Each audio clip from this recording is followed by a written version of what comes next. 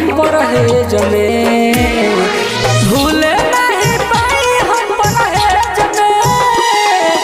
उठाता वे दर्द हो कलेज में, दिल है बारू दर्द ही में।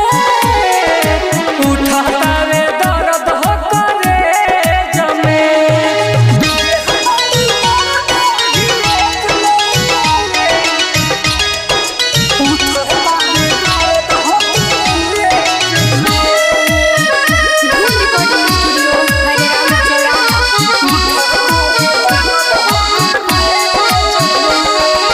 नीक न लागे खाना और पीना हो, मुश्किल भइल बतहरा बिना जीना हो। नीक न लागे खाना और पीना हो, मुश्किल भइल बतहरा बिना जीना हो। जननी नाही करबू ऐसे घात हो, तोड़ी दिहलो दिल बदहल बात हो। लागता कि गइलू दोसरा रेज में, लागता कि गइलू दोसरा रेज में। उठाता वे दर्द हो कलेज में, दिल है बारू दर्द ही में।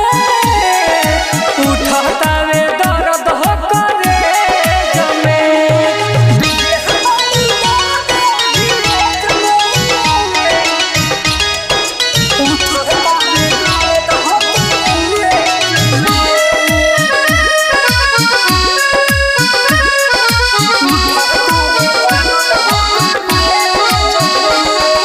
खाता निक तनो हम दवैया रे, दर्द नहीं जाता सुनहर जया रे।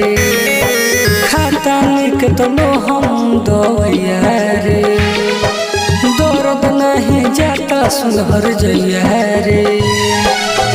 तुम याद तोरा बिना मर जाए, लागता अजित प्रेमी पगला जाए। तू तो खुश भाड़ू दोसरा से जमे, तू तो खुश